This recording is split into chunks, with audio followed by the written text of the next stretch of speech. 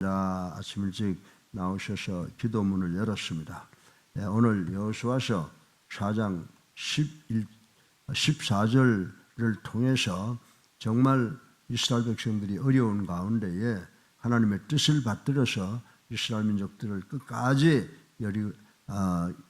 예루살렘 적과 꿀이 흐르는 땅으로 가나안으로 잘 인도한 우리 여호수아를 생각해보고 여호수아를 통해서 오늘 아침에 어렵고 힘든 이 세상 속에 살아가고 있는 우리들에게 하나님의 큰 은혜가 넘치기를 주님의 이름으로 축원합니다. 사랑하는 여러분들, 이 땅에 살면서 하나님께 귀 쓰임을 받고 높임을 받는 사람, 모세나 여호수아 같은 사람이 어떤 사람일까요? 또 어떻게 해야 그런 사람으로 성장, 발전할 수 있을까요? 이 문제를 한번 우리 짚어보고 은혜 받기를 바랍니다.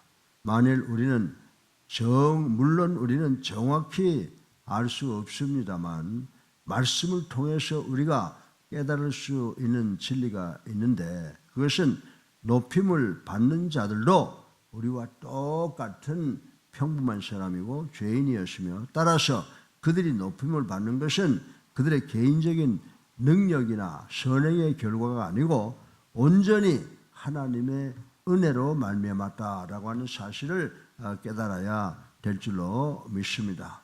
사랑하는 우리 예수사랑교회 성도 여러분, 그렇다면 우리 아버지 되시는 하나님은 왜 그런 사람들에게 그 같은 큰 은혜를 베푸셨을까요? 우리 한번 여기에 대한 해답을 한번 생각해 보겠습니다. 그래서 이 해답은 우리 모두에게 크나큰 소망과 꿈을 안겨 주실 것이라고 확실히 믿어 의심치 않습니다. 오늘 14절 우리가 봉독했습니다. 이 본문에서 하나님께서 요단강 도하라는 이적을 통해서 여호수아를 높이 세우신 모습을 볼 수가 있습니다. 그런데 제가 앞서 말씀했듯이 여호수아 역시 한낱 인간이었고 우리와 똑같은 죄인에 불과했었다라고 하는 사실을 관고할 수가 없다라고 하는 것입니다. 사랑하는 예수님께 성도 여러분, 그야말로 우리와 다를 바가 없다는 것입니다. 그럼에도 불구하고 하나님은 그 사람을 높여서 여호수아는 높임을 받았습니다. 이제 이러한 여호수아를 통해서 우리가 하나님으로부터 높임을 받을 수 있는 조건이 무엇인가를 한번 생각을 해 보겠습니다. 오늘 세 가지로 나누어서 생각을 해볼 수가 있습니다. 하나님께서 여호수아를 높인 이유가 뭡니까? 여호수아를 높인 이유를 가만히 보니까 여호수아는 여호와의 이름을 아는 사람이었다. 또 두 번째로 여호수아는 여호와를 사랑하는 사람이었다. 그리고 세 번째로 여호수아는 여호와에게 항상 기도했다라고 하는 것을 우리 여호수아서 4장 전반을 통해서 찾아볼 수 있는 흔적이라고 말씀을 드릴 수가 있습니다. 그럼 오늘 설교, 새벽 설교의 첫 번째로 하나님의 이름을 알아야 함을 생각을 해보겠습니다. 성경에 나타난 이름들에는 대부분 그 사람의 성품과 속성 및 그 사람의 신앙과 가문에 관한 내용이 자주 담겨져 있는 것을 볼 수가 있습니다. 따라서 우리 성도들이 성경에 나타난 인물들의 성품이나 특성을 알 수 있는 한 가지 좋은 방법은 그 사람의 이름을 연구하는 것이라고 생각해 볼 수가 있습니다. 바로 그런 점에서 우리가 하나님의 이름을 알 때 하나님의 성품, 즉 하나님이 무엇을 좋아하시는지 또 무엇을 싫어하는지를 알 수 있다라고 하는 것입니다.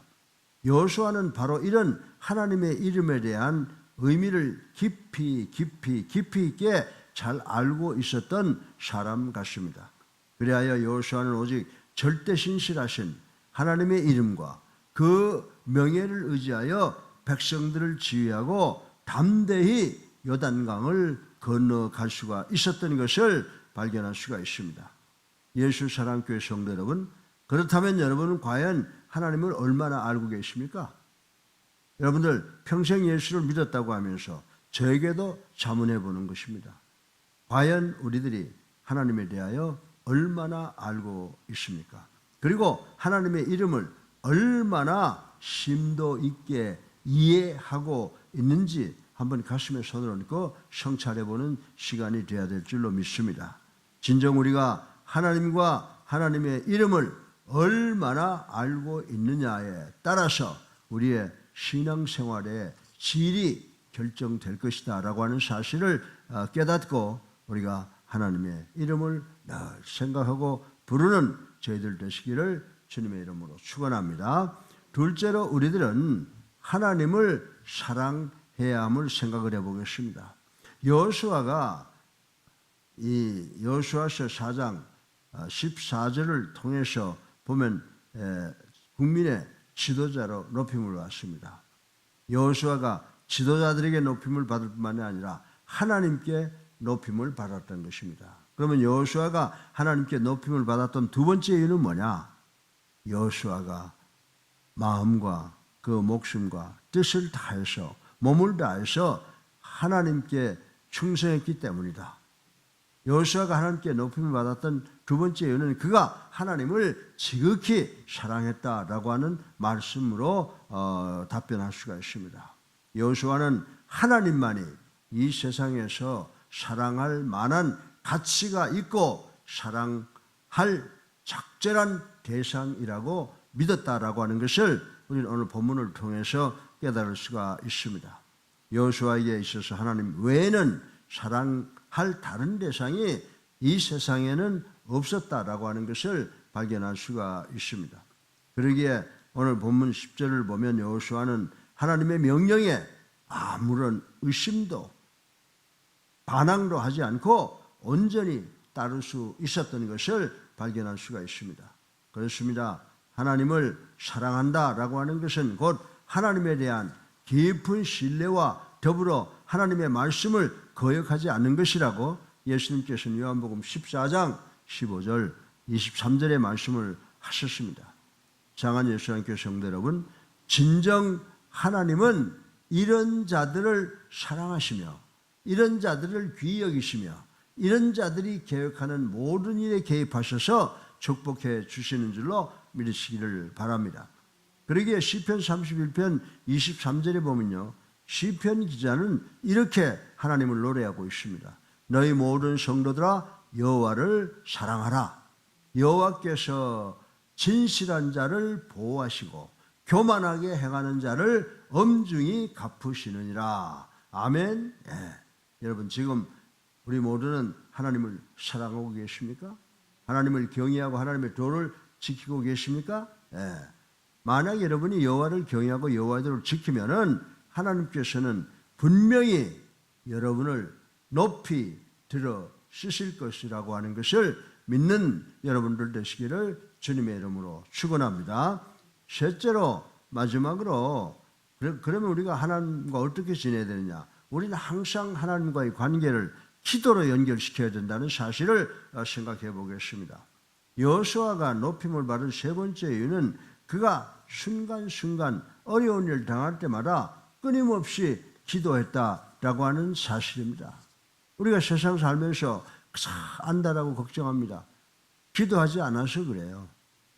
우리 모두가 어려움 당하고 힘든 일 당할 때는 하나님 앞에 나와서 무릎 꿇고 기도할 때 하나님께서 우리들의 모든 문제를 해결해 주시는 사랑의 역사가 일어날 줄로 믿는 우리 모두가 되시기를 주님의 이름으로 축원합니다. 그래서 여호수아는 가나안 정복 과정의 모든 순간순간에 어려운 일을 당할 때마다 무릎 꿇고 하나님을 불렀습니다. 정령 여호수아는 기도함으로 하나님과의 관계를 지속적으로 유지하였고 그 기도를 통해서 그가 하나님으로부터 할 바를 지시받았다라고 하는 것을 오늘 본문을 통해서 알 수가 있는 것입니다. 저도 여러 가지로 어려움이 있지만은 오늘 이 말씀을 보면서 무한한 위로를 얻습니다.